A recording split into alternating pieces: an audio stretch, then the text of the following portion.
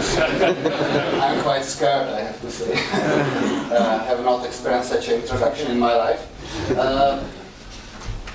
Anyway, as you have seen, my background is I'm a mathematician. I cannot talk about mathematics. Long time, no, I'm not capable of doing that. Then I was actually for quite a long time head of risk management in the central bank. Okay. It was my favorite job. I will not also talk about it. The market have changed quite dramatically. I'm quite pleased I'm not head of risk management these days. So I will talk about economy. I guess it's quite a safe topic because we never know. So obviously what I can give you only is my opinion. That can be wrong. Can be wrong. But after seeing the introductory movie, I start to be scared, you know, if this is not inspiration, how to treat the economists that were wrong. Or at least the best. But I will hope after your conference, even if this would be the temptation, we will take the second approach. I'm ready for that. I'm not ready for the first. So what I will talk about is the Czech economy and also a little bit about the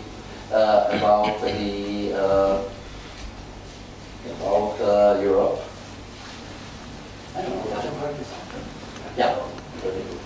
So, you know, I will start with the fact that normally in my presentations I'm starting with the slides of 2008 decline, 2008 and 9 decline of the economy. And start to be kind of puzzled about it because, you know, people are asking why in 2012 we are talking about 2009. Recently I have met a lady friend of mine from Sweden. She used to be vice governor of the Swedish National Bank for many years, then the European Investment Bank, European Bank for Reconstruction Development.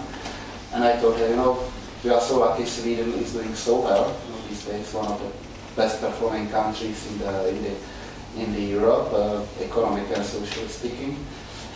How you did it? And she said, you know, sometimes in the 90s we had a crisis. It took us 20 years to recover from the crisis, and now we are finally doing well. So, you know, maybe going back and just to think what has happened in 2008 and 9 makes sense. And also to consider this was not an accident. The accident was the time, but not the event. And, you know, when we are looking now at the economies, we still should have in mind that something was not doing right. It was not going right in the last 15, 20 years. And we are now in the process of fixing that. And this will take some pain. And this is what we can see in the data. So we shouldn't be extremely ambitious in this. Let me start here.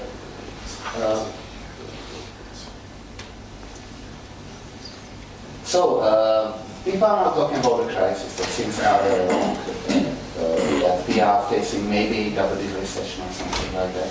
But if IMF is right, and IMF is the institution with a very strong intellectual power looking at the economy, the things are not so bad. You know, looking at the US economy, staying somewhere close to 2%, you know, it's not so bad. Looking at Europe, good countries should touch zero, but according to IMF, they'll start to grow. Even the average will get into very light decline after quite a good growth and get back to positive figures. And obviously the countries that are struggling most with the correction of the economic policies will suffer. Looking at Asia, you know, we would be very happy to have 6% growth. It's a little bit lower than it was before, but this is definitely not the crisis. The Caribbean, Latin America, a little bit of volatility, but still at 5 at average. So, you know, if IMF is right, and obviously I don't know how IMF was thinking that the US will deal with the fiscal cliff. I don't know what are the main assumptions, how Eurozone will deal with the debt crisis.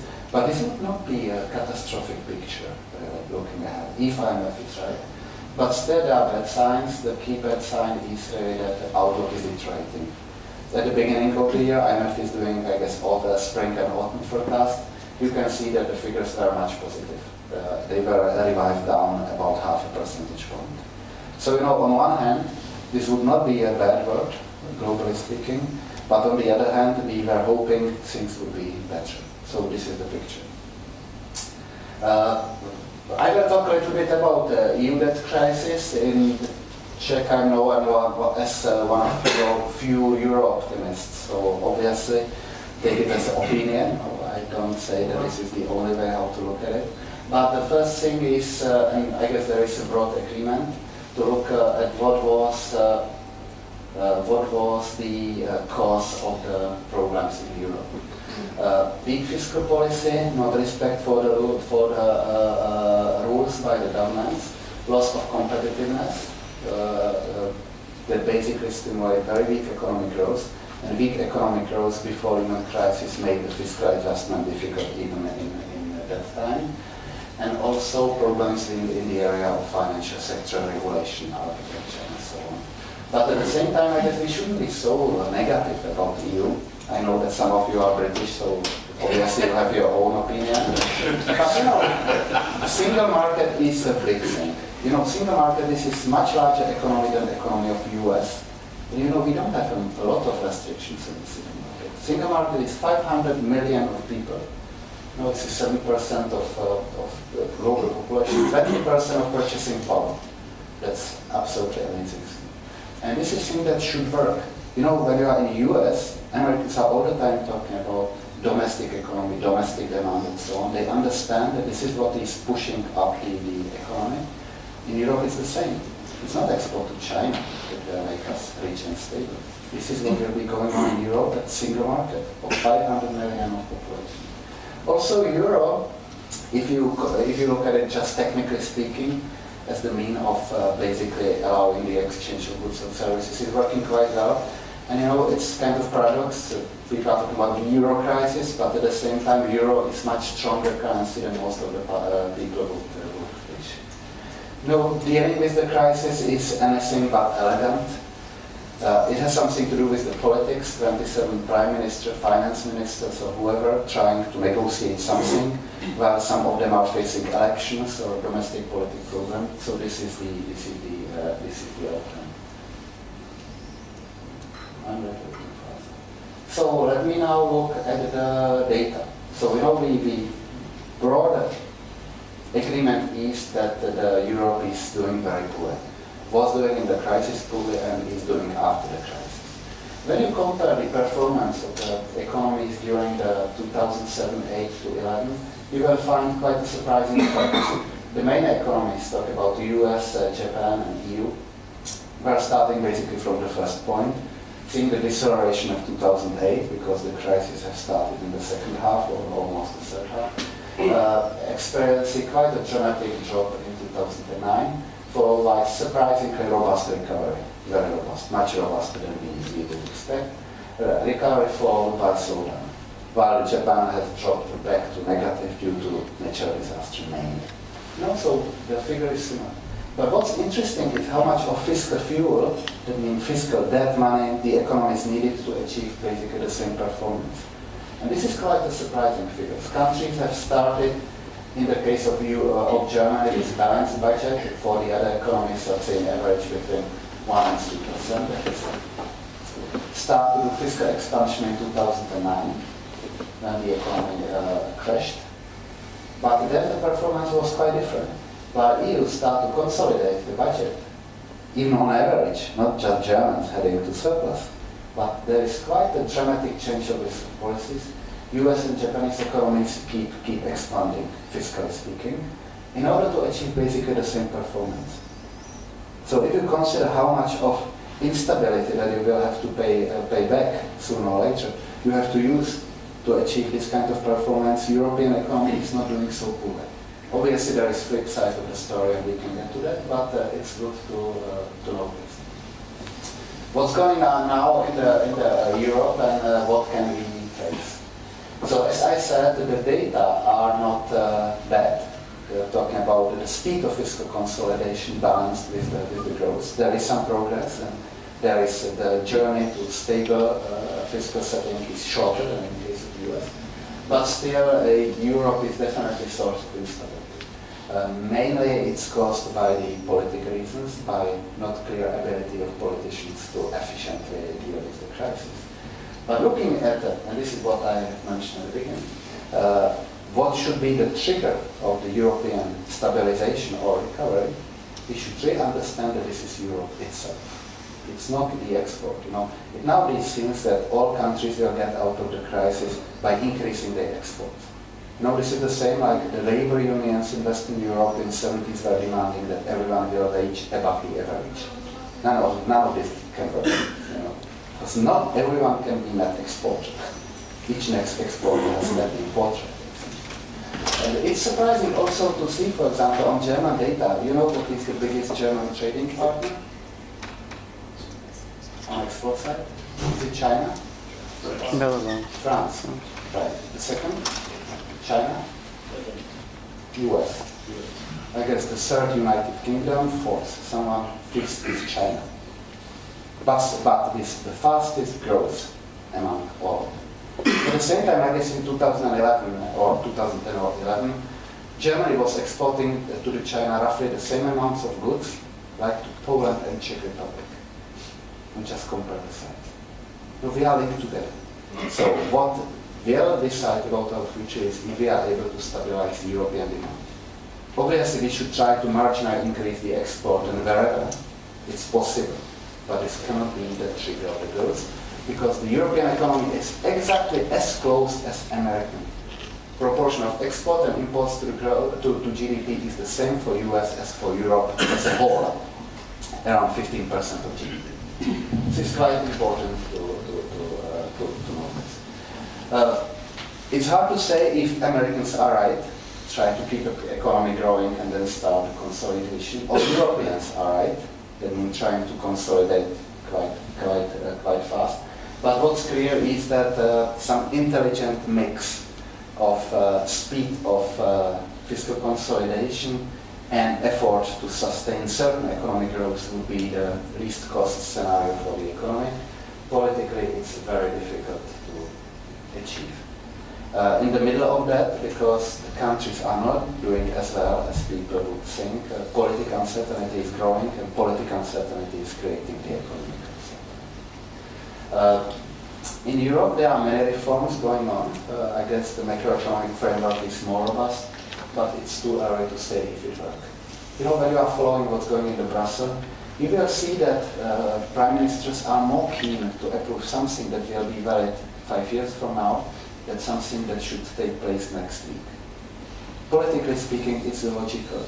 But it means that all this robust framework, and if we have more time, we can go through six-pack, two-pack, banking union, and whatsoever.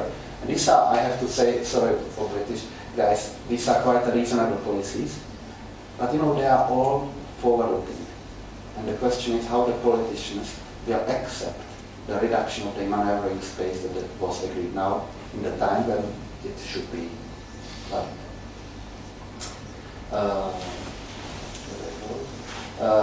Nevertheless, despite of all mixed performance, all the political troubles, we can see some progress in Europe dealing with the debt crisis. These are figures for the fiscal deficits in the European countries, because most of the people would say, when they look at new figures, they would say, this is Germany that is delivering good data, the others are delivering bad data, and the mix is quite easy. But if you look here, you can see that all guys are working quite hard. So since 2009, there is quite a visible improvement of the fiscal policy, despite of not very convincing growth in most countries, apart of countries like Germany, Sweden, etc. Now getting closer to our region, quite a similar picture. What's important to know, different on y-axis, because the fiscal mass is in much smaller extent. You know, we are starting to consolidate from, let's say, 6 to 8%. While countries like UK and Italy starting at 11 and the others goes to 8%. And also you can see a little bit of different shape. While the Western countries, with the exception of Germany, which is quite interesting, start to consolidate in 2010. Most of the CE countries started in 2011. We are one of the exemptions, also. Don't be puzzled by Hungarian data. You can steal money from private pension funds only once.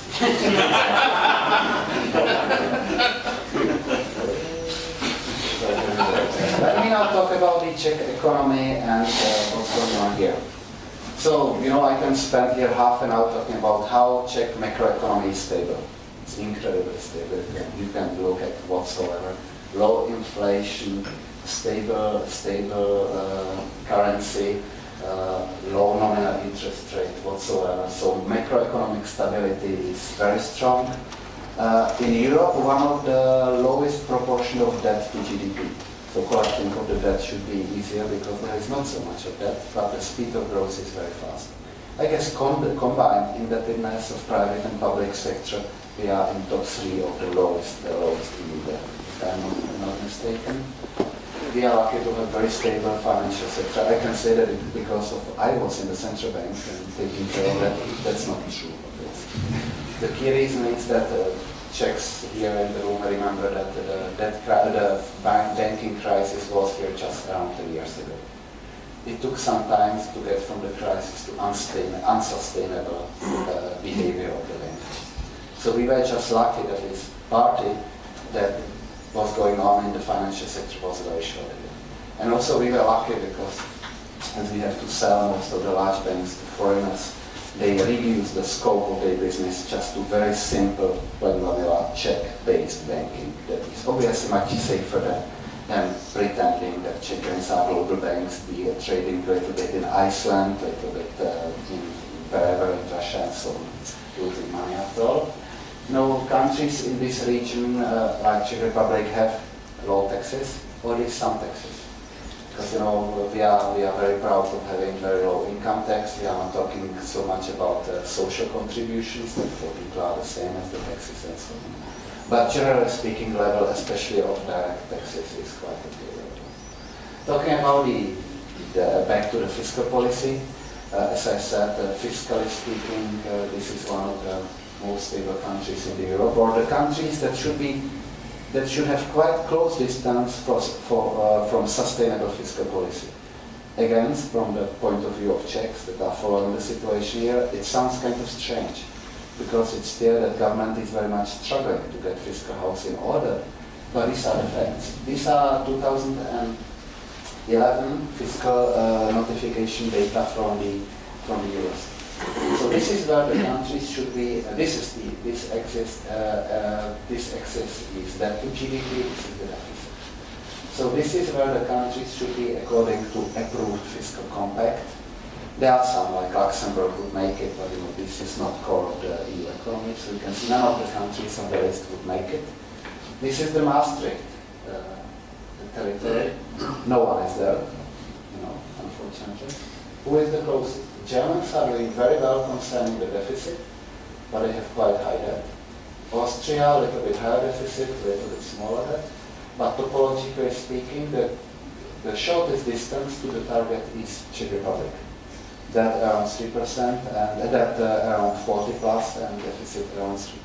So it should be the easiest, probably these three, should have the easiest way to get here. In the long run, to get rid of the debt. Not like paying off the debt, but increasing nominal GDP. That's the easiest. And obviously deal with the deficit. Here is average of EU. Here are other CE countries. No, all favor the debt. But it would be quite difficult to sustain low debt, like Slovenia, when your deficit is around 7%.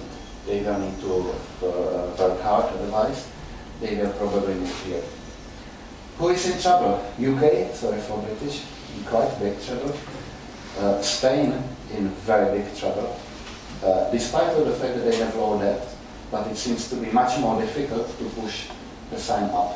I guess the British can do it, because they are quite good in managing public sector, transparent, efficient and competent. Here it will be much more difficult, because socially speaking, the society is in a mess. Quite a big difference between Italy and Spain. People would say, Europe is in a mess because of Italy and Spain. Very different picture. While Spain has traditional low debt, but has very high deficit and has trouble how to get over it, Italians, because they have always high debt, are quite sensitive and careful concerning the deficits.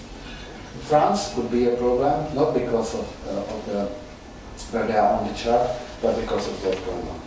From here, there is quite a, you can move or here, like Germans probably do, or you can quite easily move here. Nevertheless, talking about the CEE, safe side, Czech doing very well. Baltics would be doing better, but these are small economies. So, very stable but not growing. And this could be quite a problem. Don't need to read the text, look at this. This is IMF forecast, spring forecast for economies around us. According to IMF estimate, Slovaks and Polish economy will increase roughly 10% during 3 years in real terms, not in nominal terms, in real terms. This is quite a lot. So in Czech it would be that we would increase around 450 billion. The economy would increase. I guess some of you can benefit from that. Who is next in the row? It's not us, it's Germany and Austria. According to IMF, German and Austrian economy will increase about 5 and 6%. While we are very brave, very proud Czechs that are doing all things right, we will compete with Hungary run by Mr. Orbán, who will be the weakest performing countries around us. This is really scary. And this means, this difference, we are talking basically about 6-7 percentage points in 3 years. What it means? This means that these countries will make like 15% more GDP in decade than we. So if we are now looking at the chart who is the liquid wages and so on in Central and Eastern Europe, if IMF is right, these charts will change quite soon. What's going on now? When I was talking about with the best Czech economists about this picture, they said, this will shrink. It can shrink 2 ways. Or we will get better, or they will get worse. The first would be good. The second is going on probably. So when I will be redoing these slides, maybe according to European Commission has forecast that was released just yesterday, these things will be close to each other. But what's pretty sure, he will be lower. They forecast will be cut out even more, but this gap will be quite dramatic. So what's going on here actually? There are some logical explanations why the Czech economy is not doing well. First of all, structure of fiscal consolidation doesn't seem to be right. It's not right in any country. It's always kind of a mixture of politics and the right way. And frankly, to say what is really the only right way is not possible. It's always kind of fuzzy. But it seems that our structure that is really cutting very dramatically investment expenditure in the budget, and the expenditure that have higher fiscal and growth multiplier is really wrong, no doubt. The second hypothesis that will not be so painful for us is that maybe the fact that we are consolidating longer than the others we have started in 2010 can be some kind of explanation. Let's see. But other negative factors are due to our checkmate environment. Definitely the economic policy is unpredictable. The plan is not there, and even if there is any plan, it's not fulfilled, it's changing every other day. Corruption and inefficiency in the public sector is really bad, and corruption is also probably infecting the private sector, that is not very good. And a relatively high level of wages. I don't know how serious it is. In the long run, it couldn't be serious. Swedish is one of the highest level of wages. Germany, the highest in the core of Europe, the best performing countries. But the truth is that the countries in the Central and Eastern European region have some kind of triggers of the growth. And these triggers were somehow associated with the fact that they have relatively cheap labor. So that means that if your labor is not so cheap anymore, you must replace some of the pushes for the growth by the other factors. I don't know how effective they are. But generally speaking, in the long run, I'm quite optimistic about the Czech economy. First of all, this is not optimistic, but it's the reality. The fact that real wages are now among the highest in the Central Eastern Europe is will not last for a long time. With such a sluggish growth in Czech and very fast growth in Poland and Slovakia, the relative figures will change quite soon. But what's more important is that I guess there are the signs in the economy that would show that the economy is competitive. It's actually quite competitive. It's much more sophisticated than some of our neighbors, for example, Slovakia. Is starting to benefiting from R&D and things like that. So these are the things that in the long run should be very, very important. Also, despite of the fact that high growth in countries like Slovakia and Poland generates the money for the development of infrastructure, I guess they are so advanced, especially in some of these areas, that it would be quite difficult in short run to match the level of infrastructure that is here. So I would be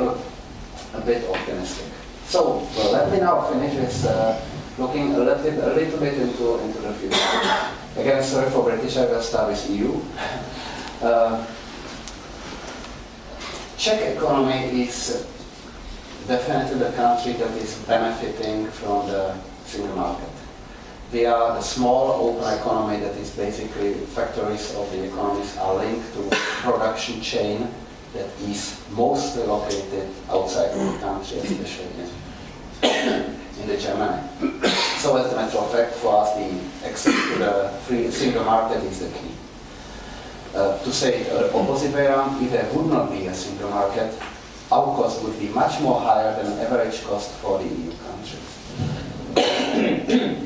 For German firms, it would be much more easier to replace the supplier from the Czech Republic, supplier that is mostly providing a little bit in general product, in very good mix of cost and quality, but basically general product.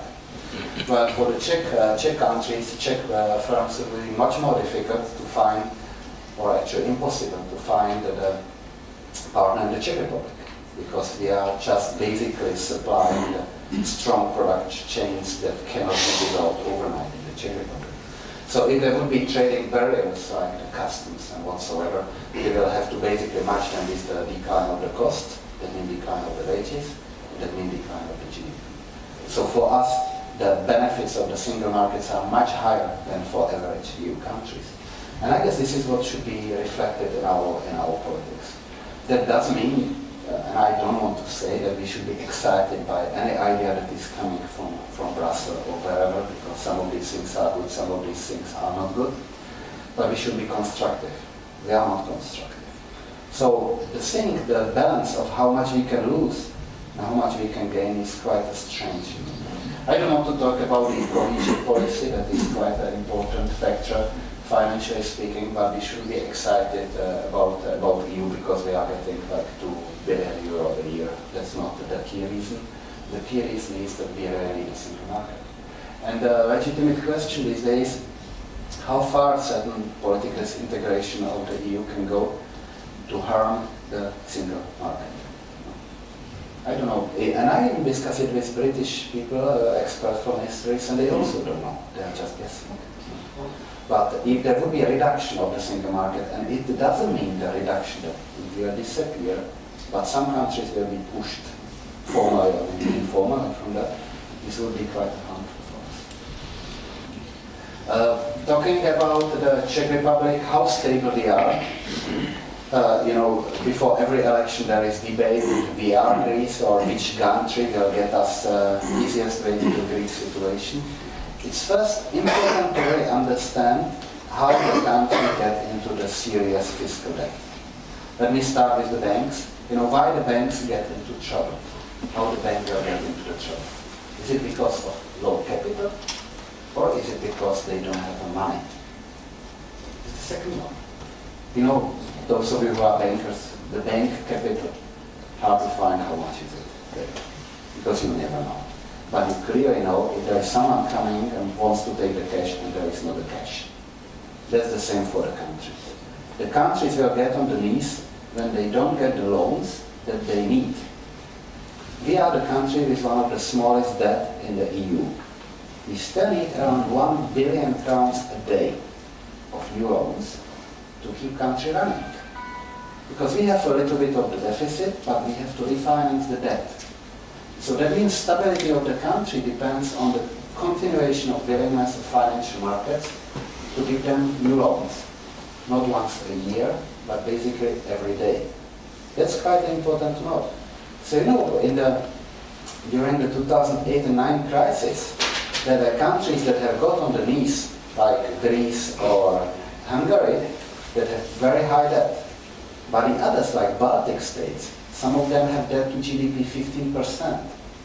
Not 150, 15, and they have got into trouble. So that's why it's not clear assurance, the fact that we have a low debt, that we are immune. The problems in countries like the Czech Republic can start with the fact that they will lose the credibility and the markets will not provide them loan in 2%, but in the 4%, 6%, or 9%. And then the country is in the trouble. So, and the markets are obviously looking at macroeconomic stability, but are also looking at the growth. And they are right. because the countries that are not growing, sooner or later the macroeconomic stability is undermined.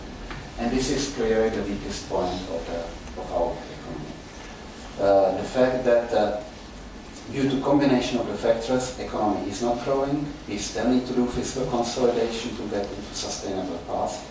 And the question is if these two things will not get into some kind of combination, then we could be losing the credibility of the country, and we will start to pay more for the debt. And then the spiral of higher cost of debt, more fiscal troubles, low credibility, etc. can start. So, still, I guess, despite the fact that we have very low debt, we must fight hard to keep things going and to get out of the recession. So let's see. Last three slides. What will be environment at which we will be fighting hard to get Czech economy to sustainable shape?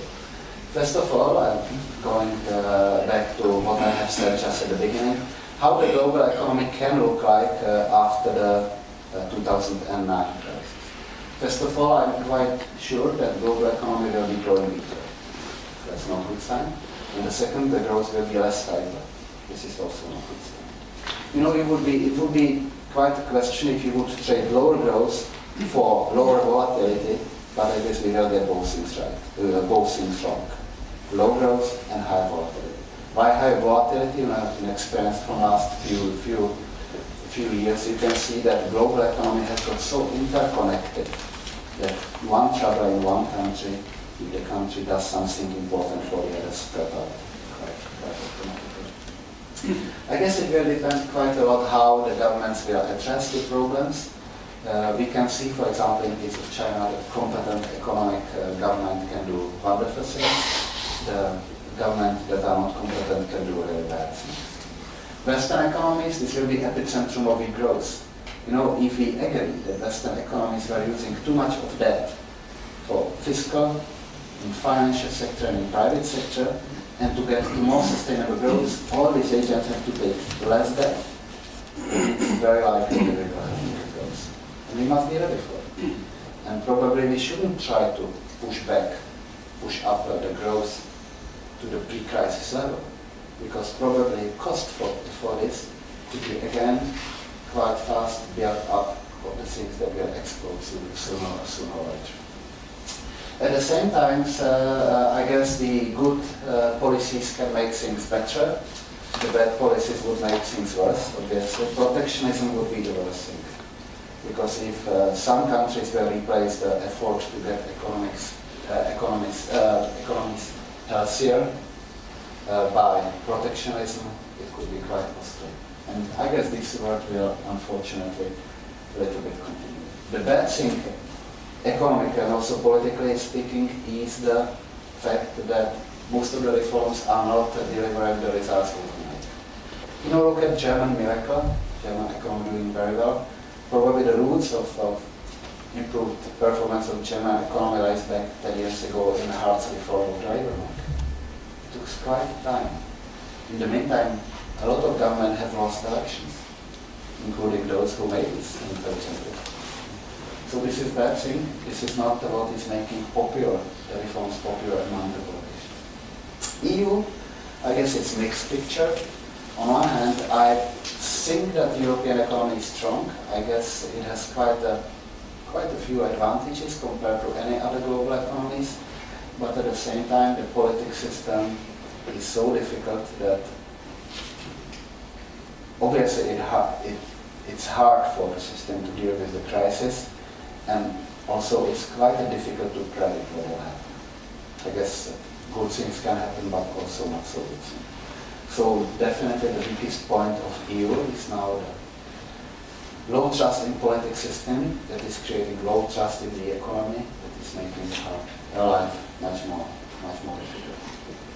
What is for me clear is that if I say that Western economies will grow weaker, we as the Europeans are much more ready to accept weaker growth.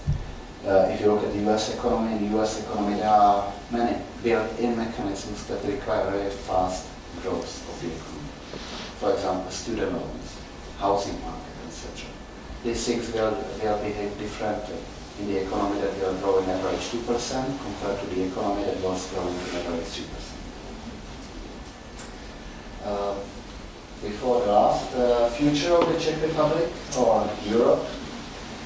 Before the crisis, many people believed that so-called new economy is the way forward for developed economies. Basically, the economies that are not focused at all on manufacturing or production goods, but are using the services, especially sophisticated services like Facebook, Google, etc. And these will be real engines of the economic growth. I guess after the crisis, people are not so sure about it.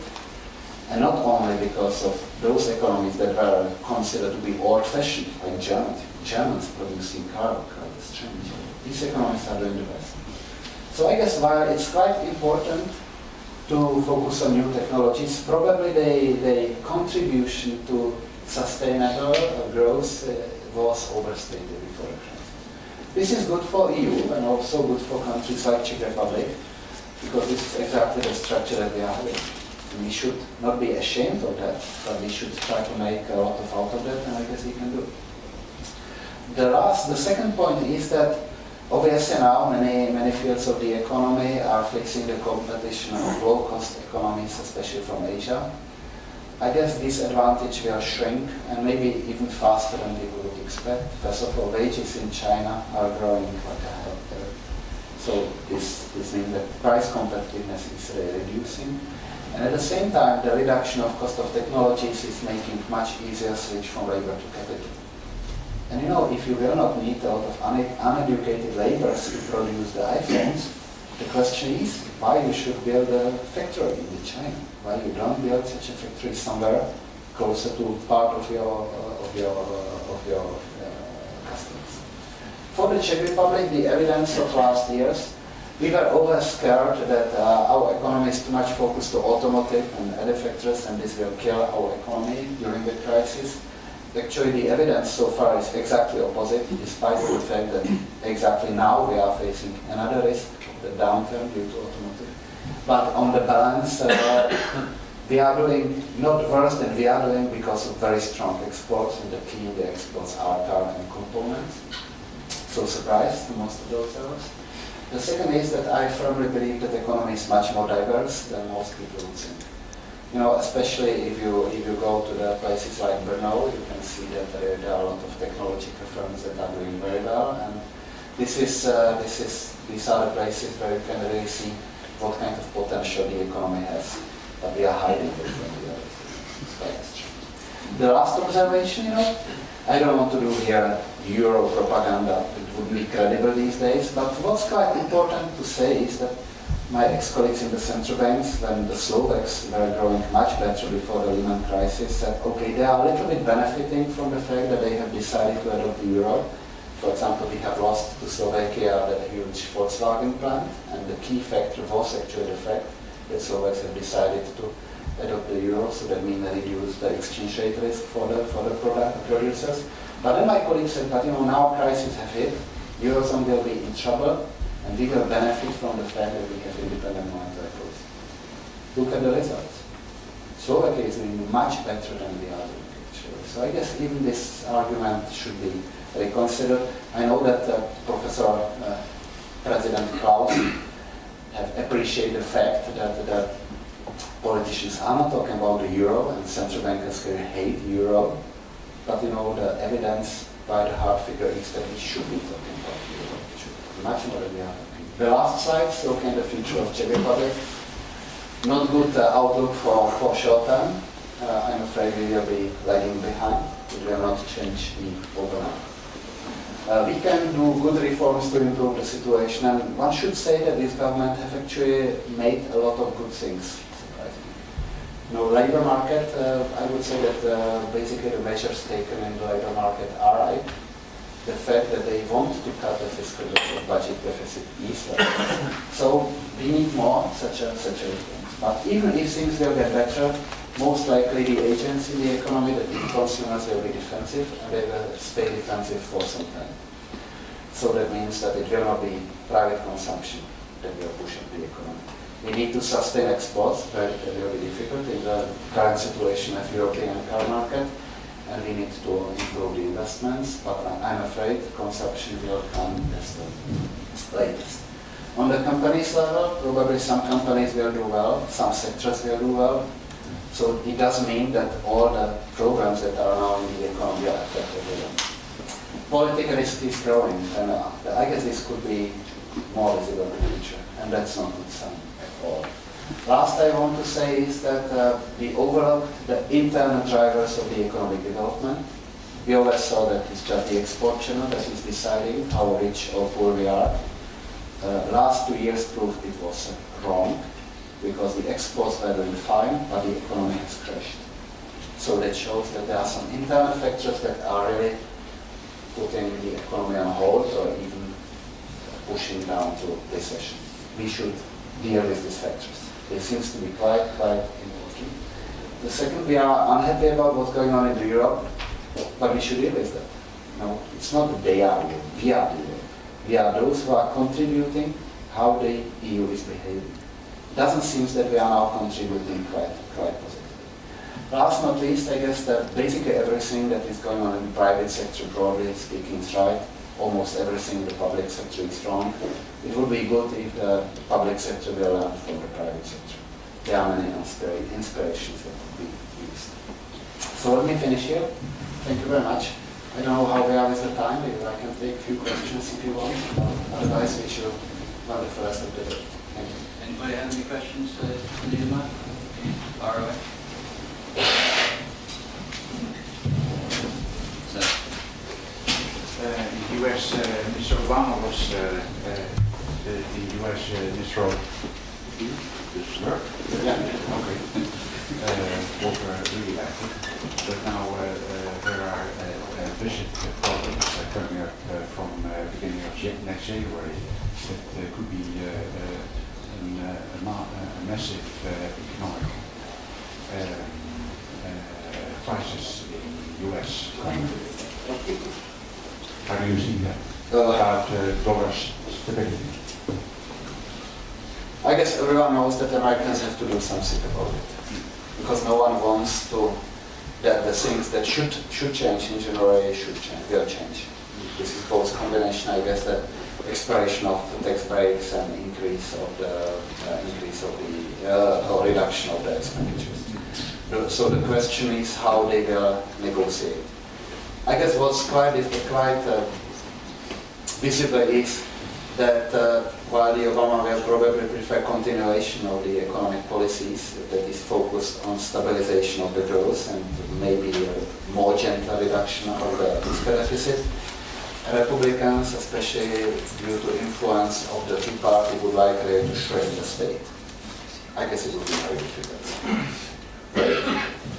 So I guess the decision that was taken by American people means a little bit more of predictability, but still to find the mixture of how much of tax increases will not take place and how much of fiscal expenditure reduction will take place will be political and will be difficult.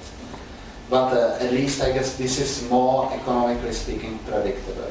While in the long run we all want to see the fiscal consolidation going on, in the short run we care about growth, because we know that the recession triggers the processes that are very difficult to deal with. So I'm sure there will be some kind of compromise, because just America will be very concerned about the growth. Maybe even too concerned, because one of my questions is, so I'll show you an IMF forecast, I guess if US economy is growing 2%, it's probably fine. They cannot get much more, because the deleverage rate that is taking place in the economy is hurting the growth. Obviously, it's very unpleasant for the labor market. They have, on their standard, high unemployment. But I guess it's not realistic to get growth much higher. But obviously, to create through fiscal policy the recession. I'm still not sure that these estimates that it will mean basically 4% of GDP are correct. But definitely it will have an effect, and it could be too costly. So I think they must do changes, and sooner they do it, better it is. So sorry for not exact answer. I'm just coming from Hungary. I'm appreciating your comments on Hungary, and I agree with them. The question is, what do you think, how much those so-called unorthodox methods that the Hungarian government is doing in the economy would affect the region, and what the region could do against them? I guess the risk is that politicians can always say, there are the other guys that are doing worse things. And that's really the problem. I'm sure you know much better what they did, and some of these things are really counterproductive. They look politically nice, they can, in short run, they can take cash, like taxation of the financial industry. But in the long run, you will lose the jobs and you will lose the competitiveness. So basically, in the long run, it's negative. But I guess the problem is that, for example, hypothetically speaking, we now don't have a lot of these measures. Actually, we have none of these measures. But just imagine that some really left populist government will come and they will want to fix the budget with few billions, and they will come. Okay, guys, we are very nice. We are introducing the tax on the banks that is only half of the Hungarians. And it's, we are good guys. So I guess this is really the risk. Because these standards of what is good economic policies are influenced by these factors. Also that French tax on the rich people. We can now have the government in Europe, they would say, we will tax 45% rich people. We are much nicer than the government in France. And economically it doesn't work. So I guess this is really the problem, that this would be used as the excuse for taking these measures. And unfortunately, this is not only true in the economic area, also in politics. And this is what I can talk about Czech situation, the way how we are, for example, opposing some proposals from EU, means that the countries are getting, I would say, more aggressive. Our government, whatever they don't say, is, I will use my veto, I will use my veto. Then we must expect that the others will do the same.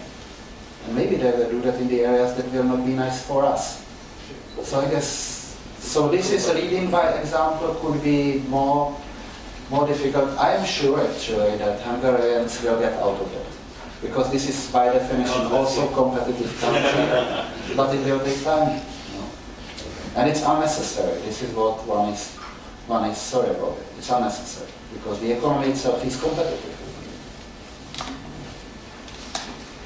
Okay, so thank you very much, and wish you